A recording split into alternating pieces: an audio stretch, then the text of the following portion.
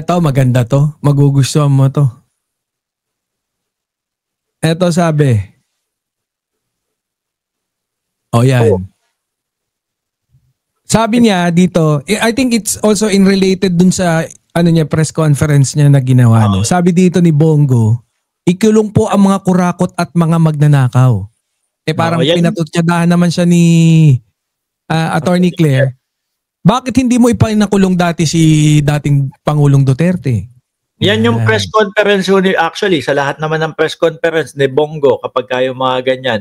May nakaakibat ho lagi na yan. Ako po ay simpleng probinsyano lang. May drama, may drama. Probinsyano lang po ako, hindi ko po sisirain. Ang tiwalang ibinigay nyo sa akin, lagi po may ganyan, ano? Parang magkano lang daw yung pinapakita? 15 million lang yata tong ni Bongo nung 2019, second to the poorest second to the poorest na senator noong 2019. Paano nangyari yun? Sabi ni Duterte, bilyonaryo. Hindi na magnanakaw yan.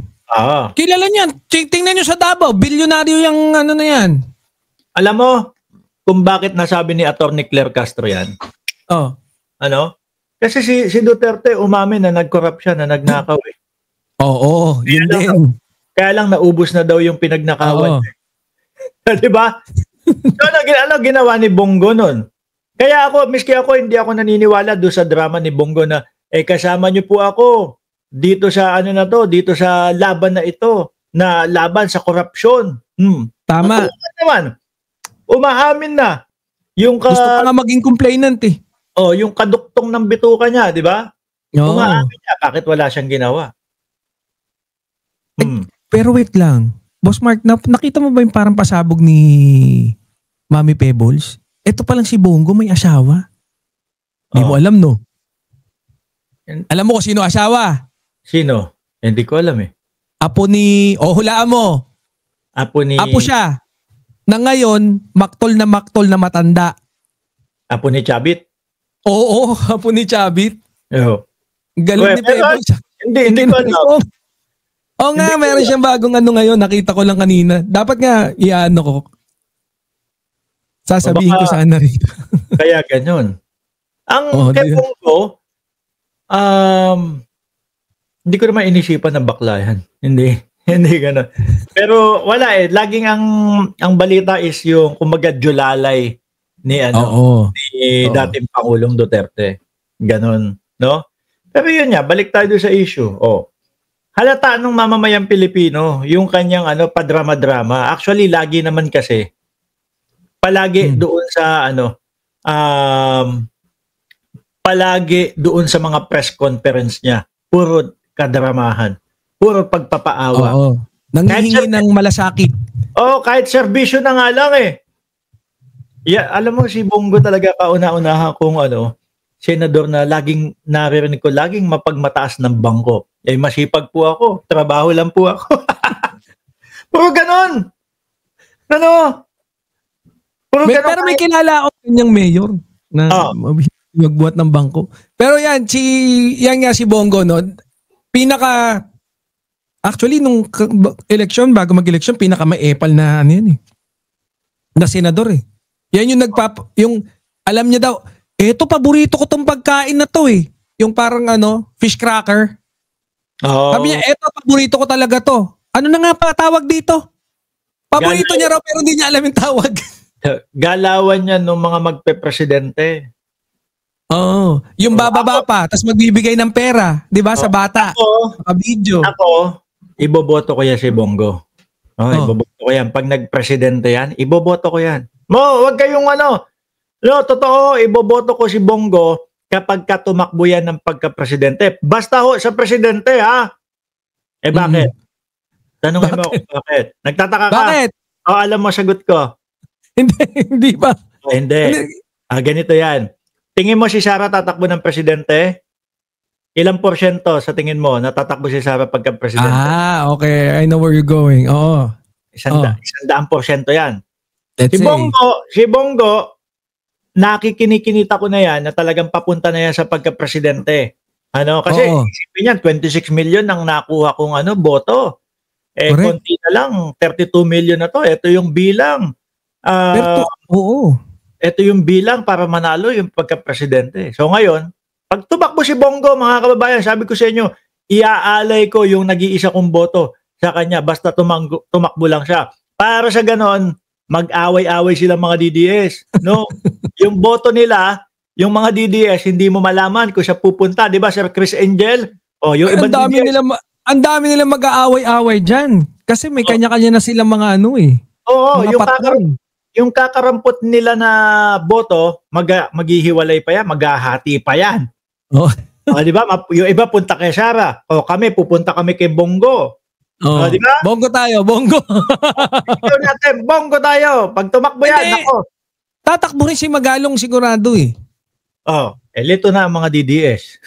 Patay na. Tapos, tingnan mo naman, kung sakali, dahil nga ang pink at pula talagang nagjo-joint purse Hindi maiwasan mag-joint purse Kasi yung respeto ng mga kakamping kay Pangulong Bongbong Marcos nandoon Nakikita nila talagang inuubos yung corruption, yung West Philippine Sea, hindi pinapabayaan.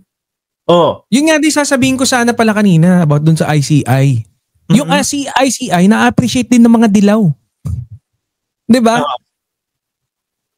Pati sila, tiwala sila sa ICI Correct, oo. Totoo. So, like example, 3 yung sinasabi mong tatakbo sa DDS. Magalong, si Bongo, si Duterte, si Sara. Correct. Buti nga nakulong si Kibuloy. Malamang 4 sila. Ano yun? Tatakbong mayor yun sa loob ng kulungan. 3, di gibang-giba na sila. Tapos eto pa. May chance pa na ang pula at pink magsalubong sa gitna. Sige, ganito na lang. Meron tayong 2 pambato, magkasama tayo. FL Lisa, tsaka Risa Ontiveros. Ayan. Siyempre, dahil nga nakikita natin yung pag-join purse, ang mangyayari, kung si Risa ang sabi, eto, si Bongbong Marcos naman, na Pangulo natin, wala naman siyang kulay-kulay, kita mo, di ba? Oo. Kakamping yan. Sige, ipupo mo yan, kung magaling yan, di ba? Ganun naman siya si Risa Ontiveros, pagka-presidente, Vice President FL, or vice versa. Correct, pagtakbo ni Bongo, lagas silang lalo. Di ba? Kaya Bongo, ang boto ko ay para sa iyo. Tumakbo ka lang. Para masigurado lang na giba yung mga DDS. Hayop yan si Bongo. Di ba? Pero matindi yung niyan matindi rin yung mga team niyan. Pagdating sa pag-vlog, kilala ko yung mga niyan. Sila din kayo nagpapakalat ng tarpaulin dati pa. Ingat po kayo. Sorry, bawal pa. Pero bawal. Ha? Bawal dito yan. Drive ka sa Antipolo. Drive ka, Uy, Bongo, ingat po kayo. Okay. Isang poste na naman, ingat po kayo. Kakatingin mo doon sa tarpaulin niya. Ayun. Bangga. Namatay. Malaki ang malasakit. Tsaka yung mga vlogger din niya ba, yung nagba-vlog nung pagoto-goto niya.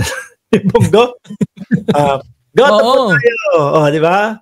Hindi, pero maganda daw kasi dyan Sabi nila, yung mga kaibigan natin dyan dati. May nakita ko kaninang vlog si Bongo namimigay ng ng burger. Totoo? Nakita ko kanina namimigay ng burger.